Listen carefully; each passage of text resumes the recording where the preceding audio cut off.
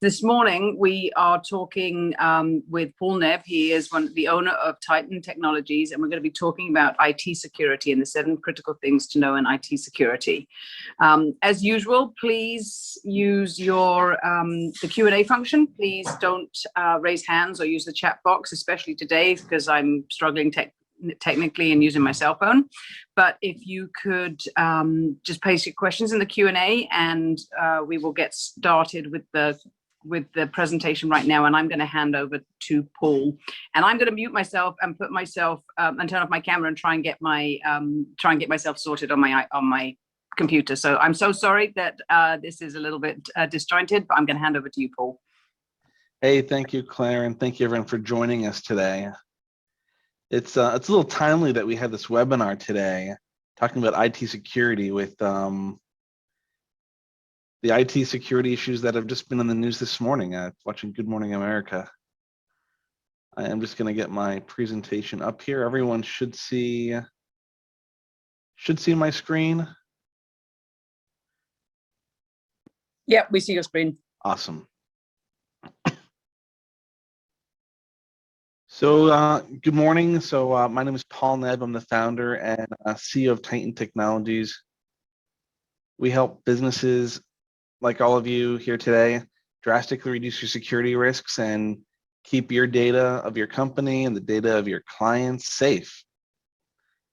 Today I'm going to share with you something that could literally save your business and your bank account. I think all of you are going to be shocked with what I'm going to share with you here today. But the good news is that after attending this webinar, you'll know a little bit more about some of these cyber threats and how you can better protect yourself against the growing army of cyber criminals who are working day and night to hack your system, steal your data, corrupt your organization, and really rob you blind. Now, I know you're likely in this session today because you're concerned, and rightfully so, about protecting your company from the vast and growing number of cyber threats out there today.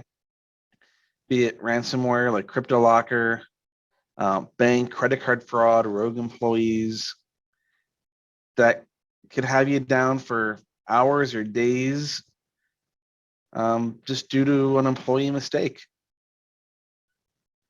And ultimately, I know you're here and I want you to learn and take away what you need to make sure that you don't lose everything that you've worked so hard for in an instant because of cybercrime. So today we're going to cover the number one security threat in your business that antivirus, firewalls, other security protocols can't protect you against. We're going to talk about bank fraud and what you need to know to prevent you from having your bank accounts wiped out in an instant. Why traditional firewalls and antiviruses aren't good enough anymore, and how mobile phones and cloud applications really jeopardize your organization's security and what you need to do to protect yourself. And really, ultimately, what I'm going to show you is how you can avoid being a sitting duck from these criminals, because that's what we are right now. A little bit about who am I. I'm the owner of Titan Technologies. We're based in Freehold, New Jersey.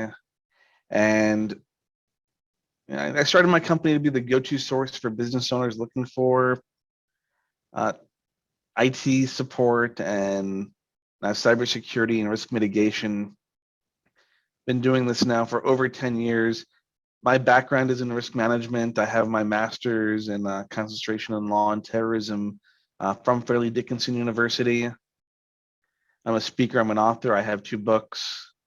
And we work a lot with CPAs, law firms, anyone in a compliance-driven business. And I'm involved in my community. I'm a volunteer like many of you. I'm on the first aid squad in my town. I've been doing that for over 17 years now. It's kind of one of the things I do to give back. Some of the other places I've spoken at the New York City Bar, NASDAQ, Disney World, Harvard Club of Boston, Microsoft, all on cybersecurity, as well as have appeared on NBC, CBS, ABC, and Fox talking about What else? Cybercrime. And the one thing that you have to know as we get started is that cybercrime is a business. It's no longer kids kind of playing in their basement, doing things to play tricks on you. This is very sophisticated, sometimes government funded, China, Russia, North Korea. It's actually generated and is more profitable than the drug trade. That's according to Forbes magazine. And of course, unlike you and I in our businesses, the bad guys don't have to follow the rules.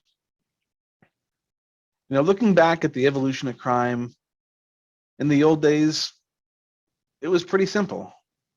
You had a gun or a knife, you had it in a dark alleyway, and when someone would walk by, you'd say, stick them up, and you'd take their money. Your startup costs were low, and if you didn't get caught, you'd be okay. Of course, like any business owner, like those of you here today, you're wondering how you can grow your business. So did the criminals. So of course came technology, trains, and instead of robbing one person at a time, criminals can rob 200 people at one time by, boarding trains in rural areas, getting on and off before they could get caught by the police. And of course, back in those days, if you were traveling by train, you were wealthy. So everyone was kind of brought together in one location, easy picking. And of course, we have that today with technology. We're all out there in some way on the internet, whether you have an account on eBay, Target, JP Morgan, all of these companies here on the right, including some government agencies, have been victims of data breaches as well. Probably one of the first large ones that you'll remember or think of is the JP Morgan credit hack and the Equifax hack, where nearly every American had some form of their personal data compromised. From there we go to Target and Home Depot, where over 40 million credit cards were stolen. And this just started the roll of cybercrime.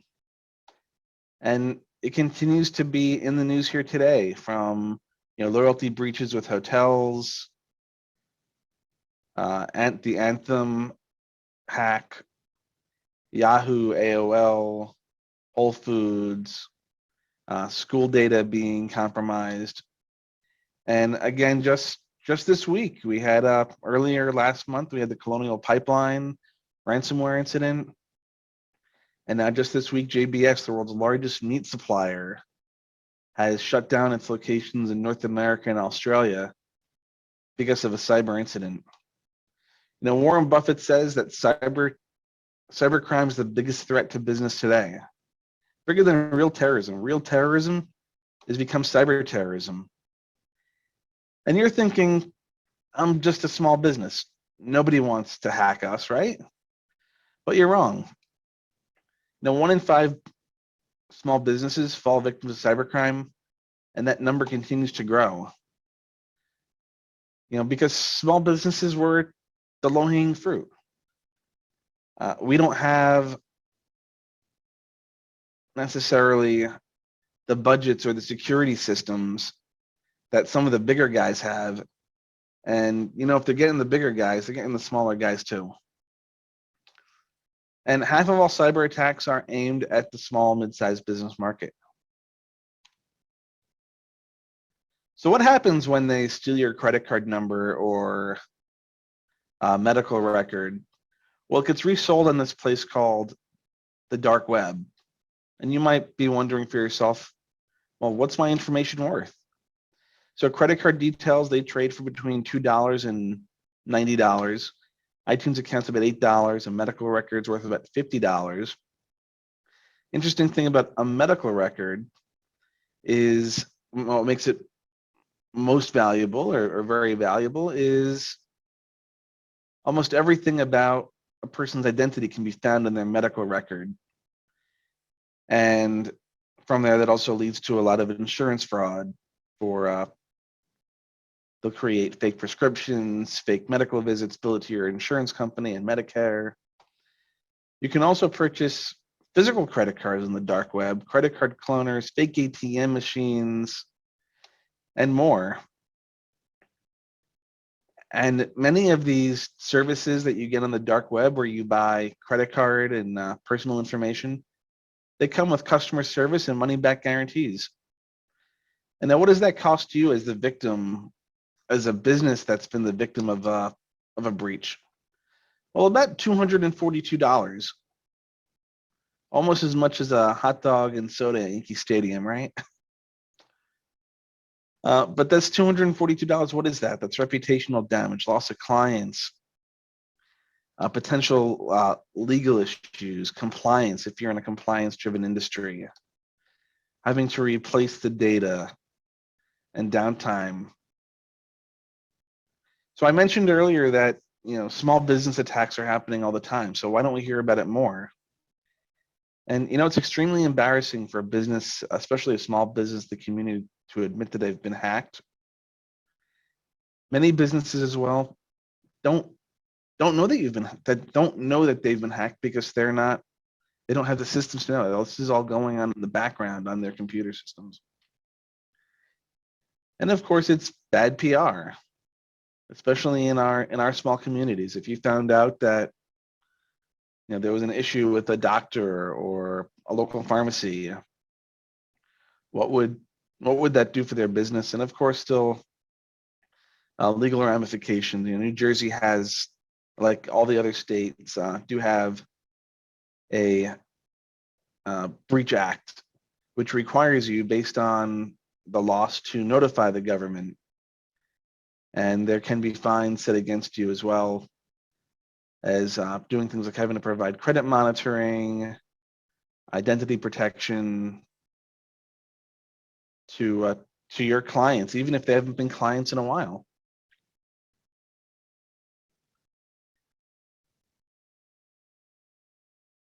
And what if you're not doing anything now? What if your clients found out how casual you were about keeping their personal information safe? Do you think they just shrug it off?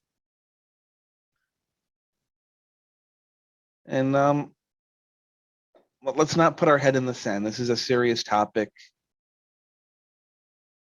And now I'm going to go into some of those big threats and how you can avoid them from happening now. And cyber thugs, they're not your number one threat. Your employees are. Even good employees can make a mistake. You delete a file, you see an email and you click on it.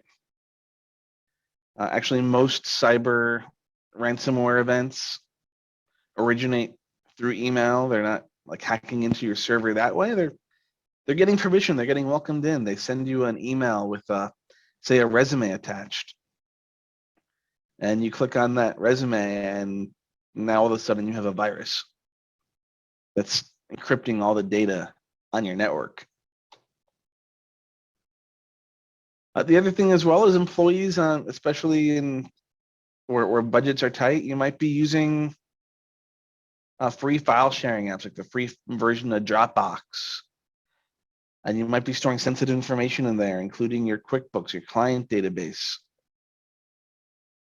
These are areas that you want to clean up. You don't want to put anything sensitive inside of a Dropbox, somewhere where it can be reached somewhere across the internet without you even knowing.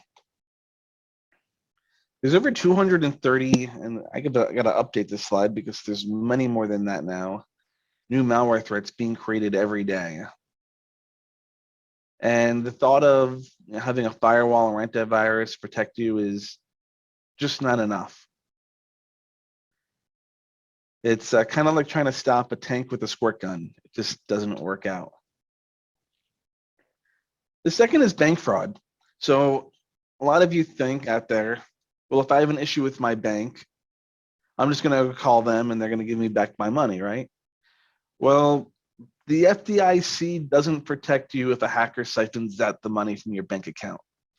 When the Banking Act of 1933 was signed by President Roosevelt, this was before PayPal, Venmo. It was during, bank failures that occurred over the period of the Great Depression, the 1920s and early 1930s. And it's to protect you in case the bank goes out of business, the bank becomes insolvent, that the government will back the money. It does not protect you if you fall victim to a scam and you wire money to a place where you shouldn't go. And I'm just going to share my sound here for this next clip. And I just want to show you how real banking fraud is with this next news clip.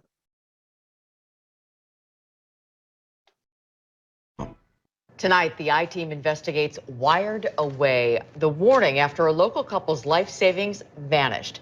They lost $300,000 during the purchase of their dream home.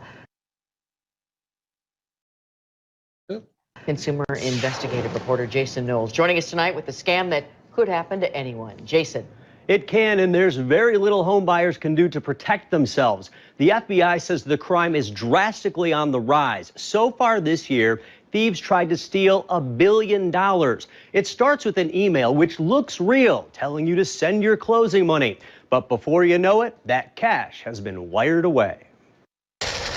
Out here. A house on the river in Wilmington, Illinois, a dream for William and Nancy Skog. This is what retirement's about. But now their retirement is in shambles because they followed closing instructions sent to their email. We were in shock. I could barely drive home, I can't. I mean, it must be really hard. It is.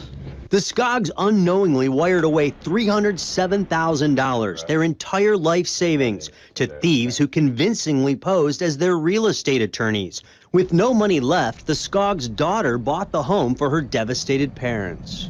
What was that moment like at the closing table when they said, the money's not here? As soon as they said it, the tears started flowing because I thought, what are we going to do? We sent the money. We sent it like 2 weeks before is what we were told to do. Scammers used spoofing technology to make it look like the email was coming from their real estate attorney's assistant's address. There was also an attachment with the attorney's letterhead, the address of the Skogs' purchase, title insurance company information, detailed instructions, even that exact balance owed. The emails, they copied, or the signatures from the lawyer, from the real estate. Perfect. There are some sentences in the fake letter with poor English, like, and have us set ready for your closing. Cybersecurity experts at Chicago's TrustWave say that's usually the only small warning sign. So anyone can fall for it? Absolutely, anyone can fall for it, especially if an attachment comes along that looks to be your closing documents. It's almost like another form of verification for you. The real estate attorneys at Fisher Berardi refused to talk to the I-Team on camera, but sent this statement. It says they are the victims of criminals stealing their letterhead and logo from a real closing confirmation email that their office sent out 2 days before the fake letter was sent. But that law firm denies being hacked, saying investigators found no evidence and that an independent forensic security audit showed no irregularities in its email accounts. Fisher Berardi says it uses encryption and anti-spoofing protocols and puts warnings of wire transfer scams in emails. And these scam artists are trolling for these closings.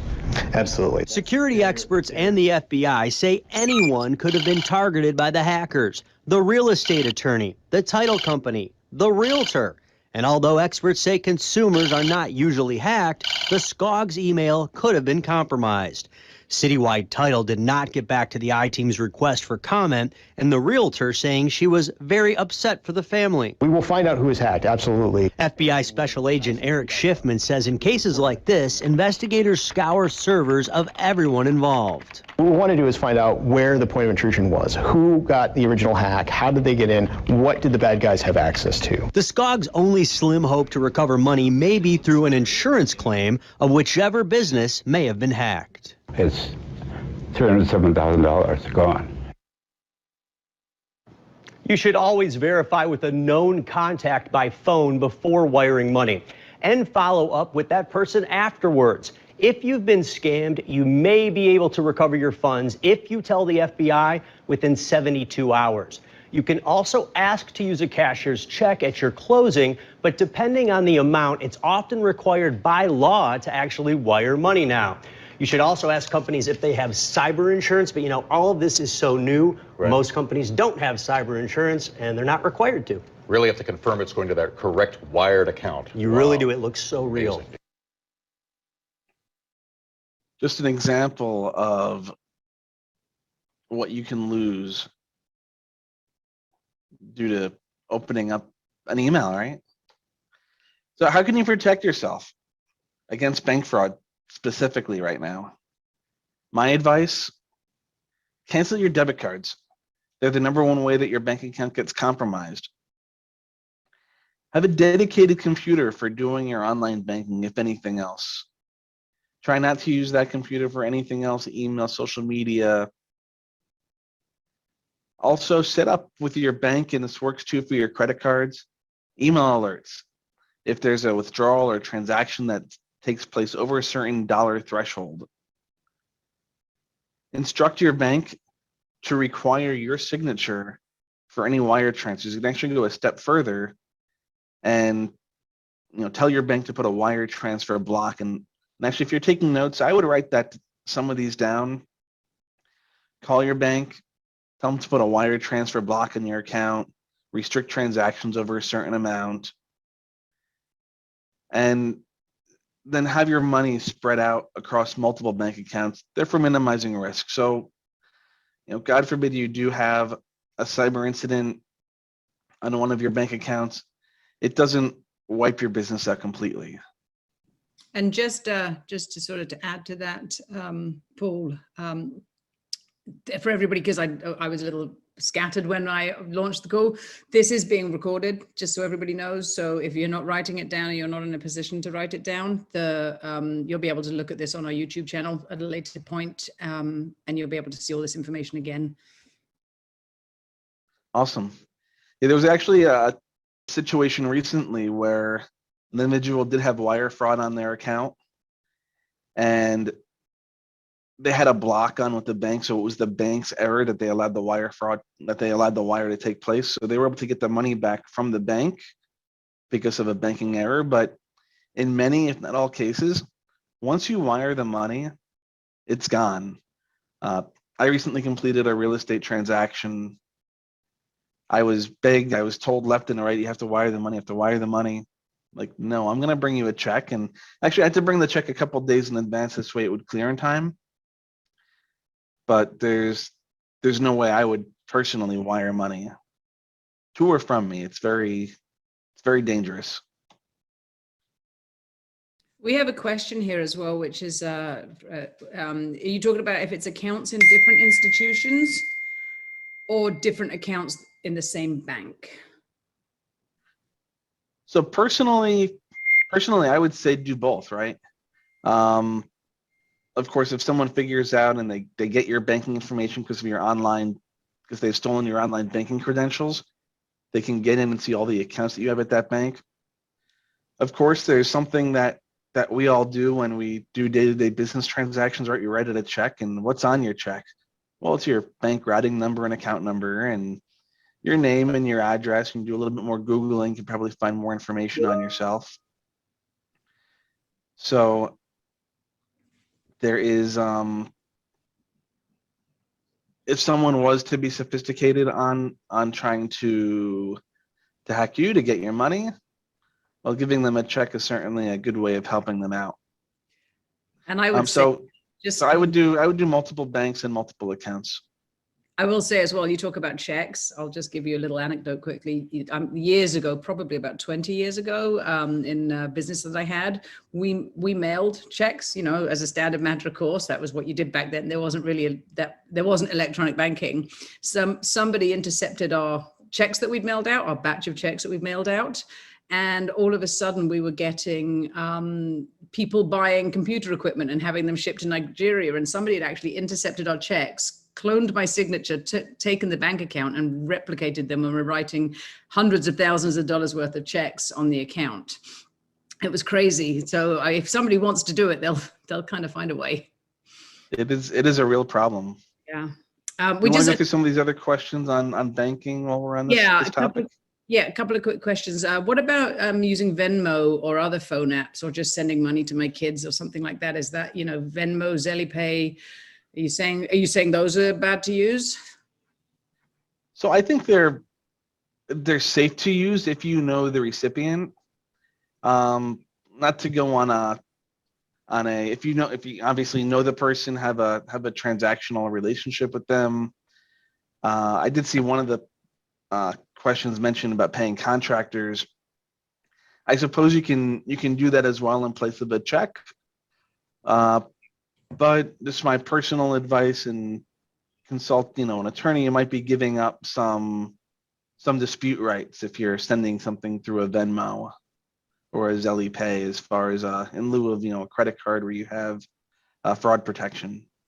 I do know that if you use PayPal to pay a contractor, there is some consumer protection there, but I don't believe there is with Venmo or Pay or anything like that. That's a slightly separate topic, but yeah. And then somebody's just made a comment, and maybe just want to speak to this. He uses Norton LifeLock on his computers. Do you suggest things like that? Do you recommend using things like that?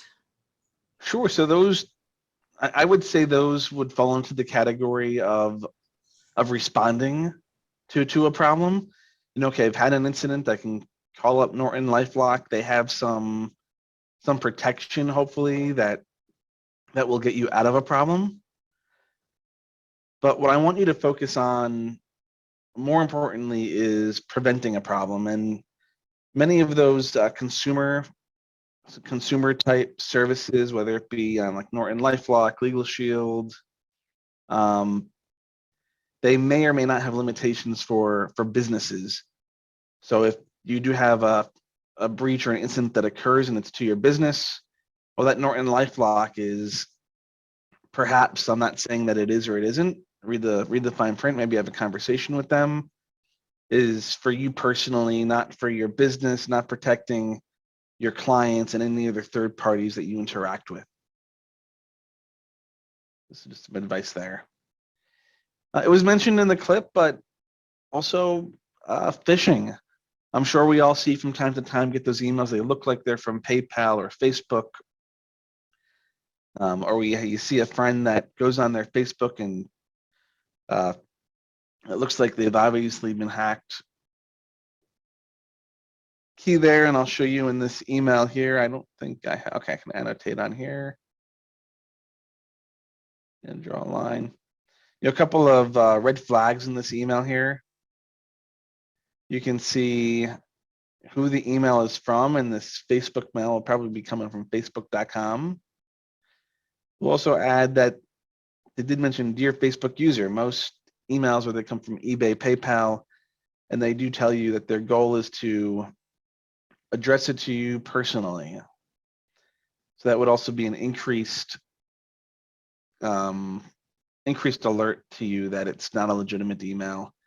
And always, I would personally not click a link, and of course you can also hover over the link, see if the link is really going to Facebook or eBay or Amazon.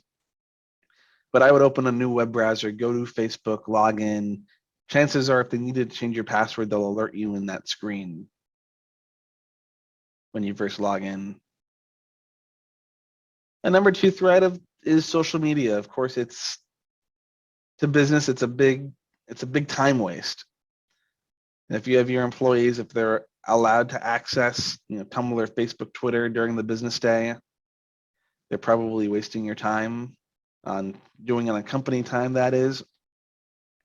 So you want to block them from doing that on your networks. It could also result in things like this happening. A Burger King employee that think it would be fun to have a picture of himself standing in the bins of lettuce. Well, of course, he was quickly caught, because why? Well, social media, your name is tied right to it. And he was offered a visit to the unemployment line, probably. Which lesson here is, have a social media policy with your employees. What can and can't they say in social media? Maybe perhaps you're in healthcare, in a confidential industry. You can't just go and say, hey, we just did medical services for XYZ celebrity, or even just other individuals in town. Did you know what Mrs. Smith has, right? So be sure to educate your employees on what they can and can't do on social media around your business. And then we get to ransomware, probably what we've all heard the most of, where companies of all sides, even municipalities, have had to pay tens, if not millions of dollars to get data back that's been extorted from them. And I'll add that there's one way, perhaps, beside, in the prevention measures of protecting yourself from ransomware, and that's having a proper backup. But some of these ransomwares, they've become creative enough to where they can infect your backups too. So it's really important to know. And then there's cloud apps, Dropbox, WhatsApp, iCloud. If you're storing company information in those, hey, Dropbox was hacked. Over 7 million passwords and usernames are out there. So that means if I had access to that information on the dark web, which by the way, I do, we have the tools to do dark web research on behalf of our clients. And most people, they only use one password or 2-3 passwords. So if I know what your Dropbox password is, well, I could probably get into your Amazon account, then your Netflix account, and go further and further from there. And then, of course, it's embarrassing. What do all these celebrities have in common? Tiger, Miley Cyrus, Scarlett Johansson, Hulk Hogan. They all had not only their private contact list, probably filled with other celebrities' phone numbers, but text messages and pictures of them, let's just say wearing less clothes than they have in these pictures, leaked to the internet. So with that, I ask you, what sort of sensitive information do you have in your phone? Do you have a contact where you have like all your social security numbers for you and your family? And let's switch from talking about business for a second to your children and your family. Do they know that what they should and shouldn't send in text and social media? There have been incidents where teenagers have sent explicit pictures to one another, and the law considers this to be child pornography. They could go to jail or possibly even to register as a sex offender over this. We want to take some of these questions. So one of the questions asked, what about a paid Dropbox account? And if not Dropbox, where? So that's a great question. So complex passwords are definitely important. I'm going to talk a little bit more about passwords here in a moment. Whether or not you have a free or paid Dropbox account doesn't make it any much more secure. Would using something like box.com or something like that, are they considered more secure or not? Truth is, anywhere that you put your information on the internet with the username and password, it's accessible. Whether someone who knows your password, even someone in your own company, a rogue employee. You see that a lot, especially with amongst bookkeepers in companies. But also from a breach on the other company's ends. When Dropbox had their hack, a way to store passwords, I would use something like a LastPass, and protecting your account better, in addition to using unique, strong passwords. It's called multi-factor authentication. You probably have that with some accounts. You probably think it's really annoying, where you go to log into a website, and then they want to send you a text message to your phone or another app with an additional code to verify that it's really you. As far as passwords and using something like a Dropbox, I would make sure to have two-factor authentication enabled.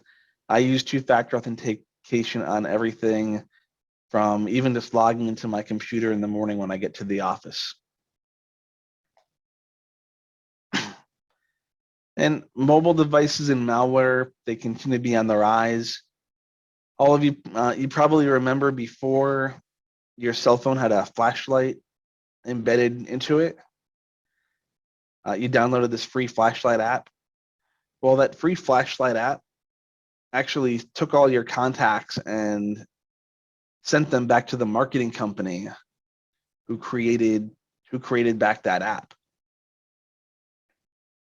And of course, on your mobile phone, you have your personal email, your pictures, maybe you have your company email as well on it.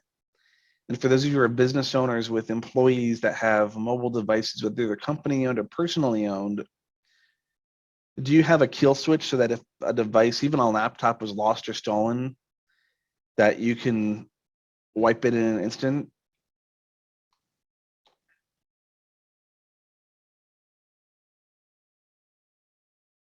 This is just an example of a hospice center where they had lost or a laptop had been lost.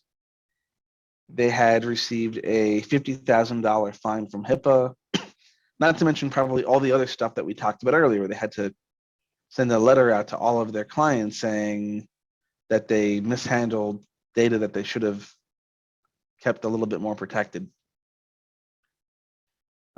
And this is about the New Jersey data breach privacy law. If that happened in New Jersey, they'd also have to report it to the state attorney general's office.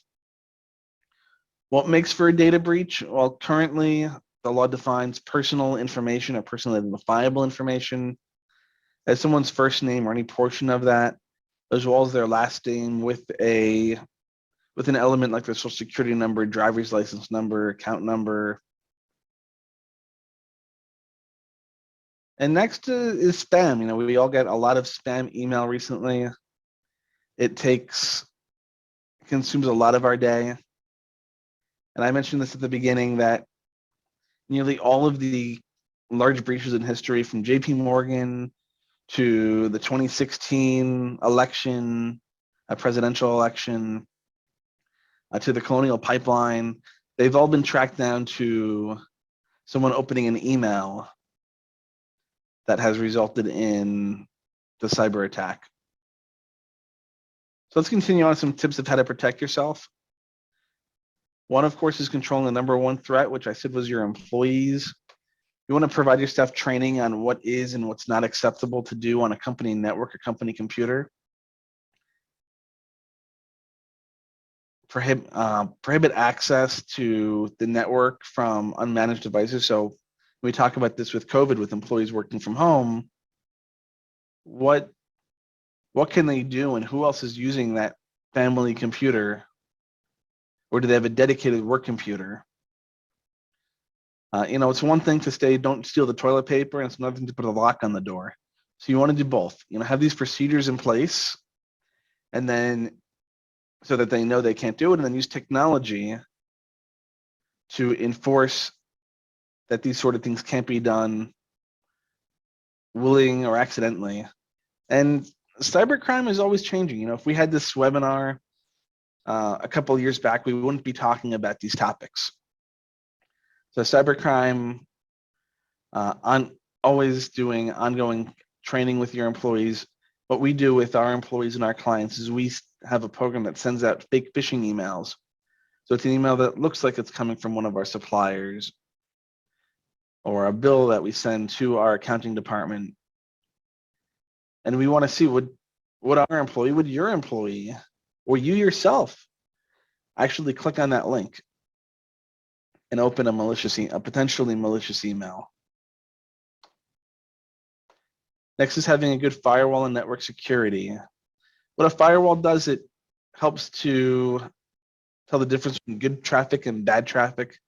We always recommend using a business grade firewall. We talked about the time sucks earlier, like Facebook, accessing personal email, accessing sites, maybe like Dropbox, that you might want to restrict your employees from using after watching this presentation today.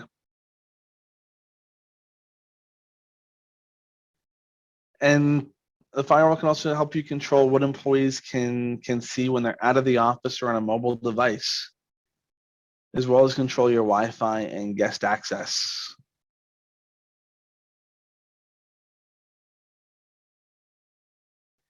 Want to back up your systems properly. It's often found to be the best and sometimes only way to recover from a ransomware attack. There are good, better, best, and the right way to do backups. If you have any questions on that, I'd be happy to answer them, but they should be done multiple times during the day, as well as maintained offsite. Reason why multiple times a day and not once a day or once a week is because your data is always changing. You know, what would it cost you, your business? And often it's the same cost for the backup service. But what happens if you lose a week's worth of data or 2 weeks worth of data? Sometimes you find that, you know, you just learn of a ransomware or a virus incident that takes place. You have to go back 2-3 backups to undo that. We had a client most recently where they noticed a folder was missing. An employee, I guess they accidentally deleted a very critical folder to their business. We were able to pinpoint the exact time that folder was replaced and restore that folder back to them with all their contents, because we were taking those multiple backups, and they ended up not missing. I think they missed, you know, a couple hours of stuff that might have been deleted in the time in between backups. And those backups need to be regularly checked to ensure that they're happening. If you have a USB stick or you have one of those external hard drives under your desk or in the server room and nobody ever looks at it, your IT guy set it up for you once, or maybe you set it up yourself. Oftentimes when we do an assessment for businesses, we find that those devices stopped running months ago. When I go to some of these questions here. So yeah, go ahead. If I have to go onto public sites for data, how do I protect myself? How do you protect yourself? So depending on where and what you're doing, when having a firewall or a VPN to encrypt and monitor the traffic that you're going to make sure that you don't download something. Are you trying to say maybe that you're going to like they have to go on Facebook for business? Maybe you're in the marketing department.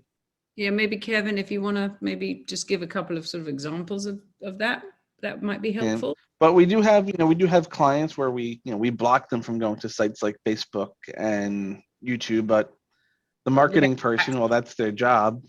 Tax records is the okay, tax records. So you want to ensure that you have, your systems protected, you have antivirus, you have some sort of zero trust system monitoring your computer, and that you're saving the data appropriately. Have the system encrypted. Not use that same computer 1 minute for doing taxes and the next minute giving it to your kids to go play on. I hope I've answered your question there, Kevin. And then another question is, Office 365 a safe way to save your data, or do you still need to back up what is saved to the cloud? So that's a great question. So Office 365 is great. Similar to Dropbox, there's zillions of people using it. So again, it's important to have a secure password as well as to use the multi-factor authentication. But the data that you're saving in your Office 365 account is not backed up. So there are cloud-to-cloud backup services, sometimes called SaaS backup, software as a service backup, for things exactly like your Office 365, your OneDrive, your Google Drive. Because if even you accidentally delete a file or someone else in your company, Microsoft isn't sitting there saying, hey, we're going to give you back your file. You still need to back that up. And so I would use a cloud-to-cloud backup service for anything that you save in the cloud anywhere. Just because it's in the cloud does not mean that it's safe and it's impenetrable. And then, of course, you want to, keep notes of what you're putting in the cloud, not put things that are ultra sensitive, if you know what I mean there. So our next security, be the same for something like Google Drive or something like that. I'm sorry, Claire, say that again. Would that be the same for something like Google Drive or something like that too? Yes, and actually, if you read any of the, you go down into the terms and conditions of all of these online storage systems, they they tell you right there, we don't protect your data. We're not responsible for your data. Make sure you back it up on your own. And this next security tip requires a little bit of an introduction because it's one of those things that you've heard over and over again. This gentleman, his name is Jeffrey Wong. And maybe now with this this picture here, you can better place him. A few years back, there was a text message, a cell phone alert sent to everyone in Hawaii, tell them to seek immediate shelter. This ended up being a false alert. They did not have the system properly in training mode. But what did we see in the days and weeks after this incident? Well, a lot of press conferences. This was back in 2018. And so if we do a little bit of I Spy, what do we see in this picture? Well, we got some sticky notes on his monitor. If we zoom in, well, what's Jeffrey's password? Pretty apparent, right? So, the lesson here obviously is not putting your passwords in plain sight or giving them to a random stranger. And we got cameras all around us. You never know who is watching. On a lighter note,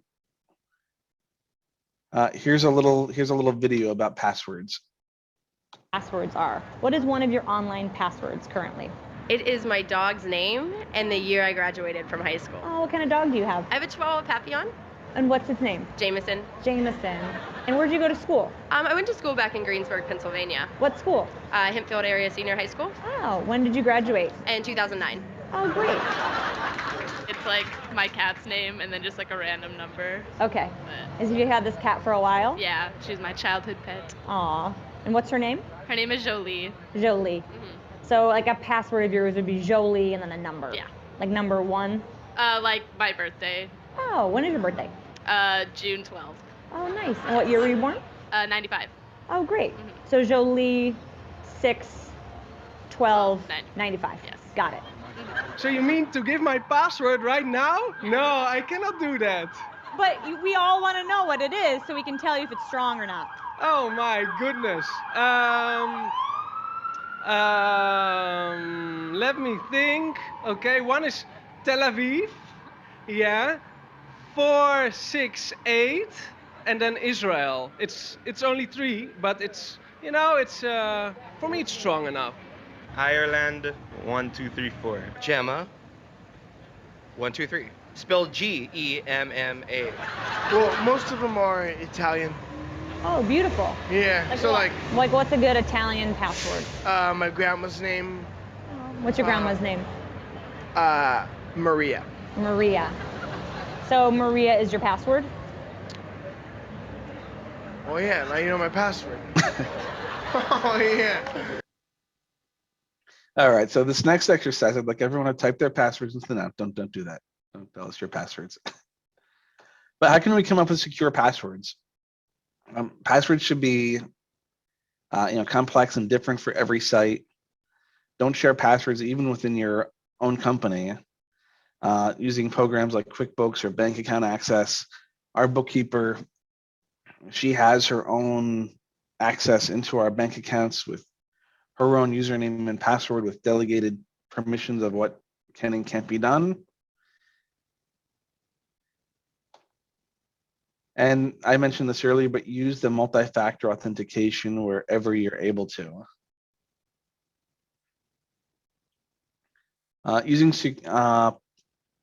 Controlling the use of your cloud apps. You should know what cloud apps you're using, where they're stored, and delete it when it's not being used anymore. If you haven't gone on a certain website in a while, there are ways to delete your account. Because as shared before, you can have data in the cloud stolen and not even notice it. Another way of protecting yourself is using a spam filter. Know how to identify phishing emails. Don't just click on an email because you want to know, where it's going to. And if you're in a business, you're doing taxes, you're in the medical profession, I would say don't send them out anything privileged through email. If you're going to send it out, use an encryption service. And cyber liability insurance. Again, this falls into the responding end of cleaning up the mess. Of course, we want to try to prevent it. But everything the forensics works, cost of notifying customers, you got to get the letter in the mail where someone says we have an 800 number toll-free hotline set up for you. That stuff costs money. The right kind of cyber liability policy may cover some of this. Legal and defense costs from clients, reputation repair, possibly loss of income. If you do have cyber liability insurance now, you want to know what the exact terms and conditions are of your policy, as well as know what the exclusions are. Ransomware and cybercrime becoming as relevant as it is now.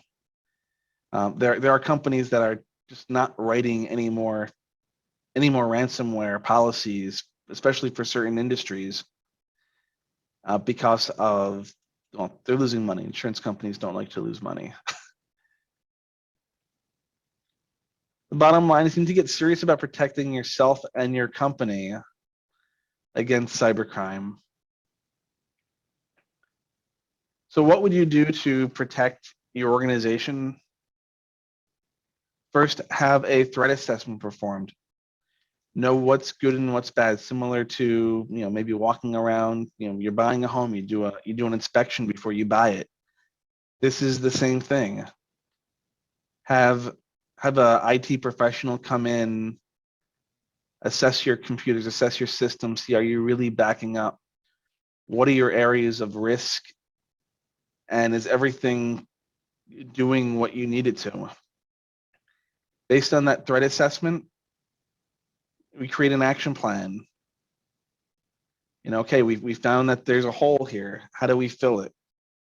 What do we do to be proactive to protect your data systems from threat, compromise, or even corruption? It's not only cybercrime we're talking about, but what if you have a leak, a fire, a flood? How do you recreate that data? And cybercrime security, it's not a set it and forget it. I mentioned earlier, it's always the industry, it's always changing as technology continues to evolve, and the hackers, they're re-innovating themselves to get around the protections that people like us are putting in place to protect people like you. Just whilst you're looking at that, or just changing slides, one question we had was, what firewall products or antivirus products are the best to use today? So the best I would say are ones that are monitored. Again, not going to the set it and forget it. Okay, I've paid the $75 for XYZ antivirus. I've installed it on my computer. There are what are called managed antivirus or managed unified threat management products that will report back to your IT company if an anomaly is detected. And so that is, those are the best ones to use. And I can get into greater detail on that, and I'm happy to talk one-on-one about that, which brings me kind of to my wrap up, is that I would like to offer everyone who took the time to be here today 15 minutes of my time. Let's get on a phone call, talk about not selling, not doing anything, just answering your unique questions confidentially. Just 3 things though. I can only work with like 7 people. My schedule's pretty limited. There's no obligation to buy or do anything. And before we set the appointment, it's kind of like an application. So I want to know before we set the time aside to talk that I can actually help you. And if you think that you want to sign up, here's a link I've created where you can go on my website, fill out a quick form, and someone from my office will reach out to schedule a meeting for you and I to talk. And again, just go to the website. Here's my contact information as well on the screen if you want to take that down as well and contact me. And thank you, Claire, for putting this together. Thanks so much, Paul. That was great. It was really helpful. And thank you, everybody, for joining. I'm just going to do a quick wrap up. If there's any last minute questions that you guys have before whilst I'm talking, put them in the Q&A, and I'll address them quickly before we close. But just because I didn't have a chance in the beginning, a quick note about SCORE. So we are a not-for-profit business mentoring organization. So we are actually sponsored and powered by the SBA, and we help small businesses. We offer free mentoring for small businesses. So if you need some help in anything within your business, take a look at our website, which is monmouth.score.org. And if you want some mentoring help, feel free to reach out to us through that. We're also always looking for mentors. So if you feel that you have some business experience and you could be a good volunteer or a good mentor to people, again, you can go onto our website and apply there to become a mentor. We're fully powered. This is the Monmouth County chapter, and we are fully powered by volunteers. We're all volunteers that do this. So it's a great way to get help for your business and to get help for small businesses locally. This is going to be on our YouTube channel. It may take us a couple of days to get it up there, but it will be on our YouTube channel, which is Monmouth Score. And we have webinars every couple of weeks. So I can't remember what the one we have in 2 weeks from now. I think it's, I can't remember, but if you take a look on our website, you'll see there the webinar details. So feel free to register for that and share the word with your friends and colleagues. Paul, thank you so very much for your help. That has been really quite invaluable and eye-opening to everybody, I believe. It's the sort of thing that we don't like to think about and don't like to deal with, because it's not the it's not the money-making parts of our business, but it certainly is preventing us from not being able to make money if we don't apply some of these security techniques. So we really do appreciate your time. And if anybody needs Paul's info, it is going to be on our YouTube channel. But I think you can also Google his company too. And I think that's it again. So Paul, thank you so much. We do appreciate your time. It was very valuable. My pleasure. Have a great day, everyone. Be safe online. Have a great day. Thanks, everyone.